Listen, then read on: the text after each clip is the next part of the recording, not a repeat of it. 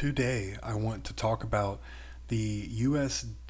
Debt clock and some information that I have found that explains a few of the changes that have happened over the last 2 weeks or so now, as well as how I think it also ties in with things like XRP and XLM possibly being tied to the value of gold and or silver as well. And I found some more information on Telegram as well, which I follow a lot of conspiratorial types, and I do think a lot of the connections made there are very interesting.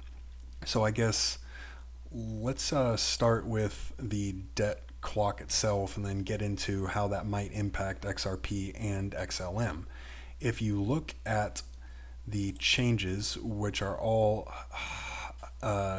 called out pretty well here, uh, our republic can be easily seen in these new categories. The new categories say USA instead of US. Technically, the US is a corporation, where the USA is the actual country itself. So the new USA Treasury dollars 2025 has a map of our nation next to the actual header. The outline of the country is actually outlined in gold. The US M2 money supply now is decreasing a whole lot. This category has a pyramid and Federal Reserve dollars in the background, so we know it's the I won't say this word, and foreign elite. They're losing their cash. However, the new category of US M2 to USA ratio now is, or was, 1776, which is a coincidence, or is that actually someone trying to explain something? And I can't expand on that. I just think these connections are very interested, especially as it connects to crypto and BRICS and XRP and XLM, and how they could possibly represent a new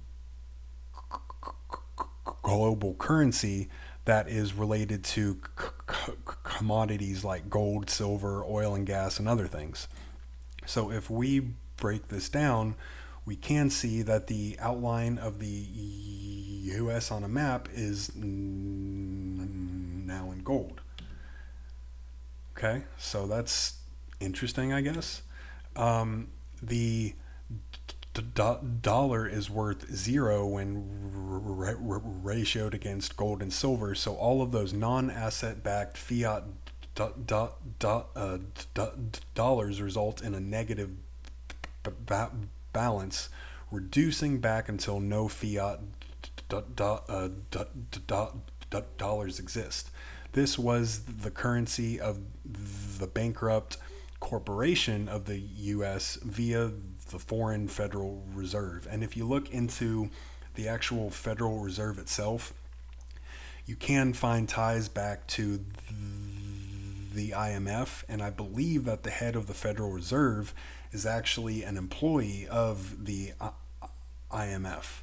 So, but I won't get a whole lot into that for what I hope are obvious things on here. So if you look at the US M2 supply, the US, not USA, not the Republic, M2 money supply is now going down quickly. And here is the ratio as well. And then if you look into the taxes part, there's some interesting ties to things that I'm unfortunately won't say on YouTube at this time. So if we go back and tie this into my recent video on XRP and XLM, possibly even being tied to the price of gold and or silver, and possibly a combination of other commodities, I think this makes a lot of sense. So there has been some talk about how XRP has been found to be worth 9.34 ounces of gold, and XLM is about one third of that. So here's another example on a different site.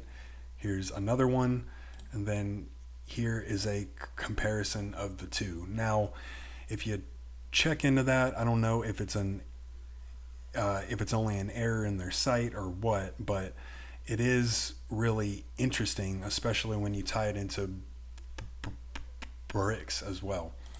I talked about this where on Bloomberg they were talking about cryptos and commodities, and if you look at ISO 4217, which is a code for common commodities and currencies that are not specific to a certain country, that sounds like what things like XRP and XLM are trying to do by concentrating on cross-border payments. Now, there is more, I guess, quote-unquote, conspiracy here. Ariel, who I follow a lot, who has a lot of really interesting information on this larger topic. There was a thing with the US debt clock and a forex chart where it showed the forex exchanges between different countries and Iraq being zero. And if you look at Iraq and this whole line of thought with valuing off of gold, there is a lot of really interesting information out there. And I shared this as well, but there's some really interesting TA that goes on with copper and gold, and how the copper to gold ratio has a lot of really interesting ties to Bitcoin as well. So again, it's just things that really make me think on it more. And I guess to wrap this up, Zach Rector has put together a lot of really good information on how Ripple is already so connected to a lot of the central banks of the BRICS countries, especially ones like Saudi Arabia and Russia and India. So it just all comes together in a way where it just opens my eyes more and more, because I'm thinking of the larger picture where eventually this US dollar driven financial system has to change, because our fiat is just imaginary. It is not representing any value at this point. And with the authoritarian influence that's had on the economies of a lot of countries all over the earth, they're just tired of having to play that game. So eventually, maybe sooner than later, I don't know, there is some interesting conspiracy talk about what might happen this month in October, but I don't hold my breath on a lot of those things anymore, because it's hard for me to think that there's a coalition of good guys on the global scale that are working to take everything down.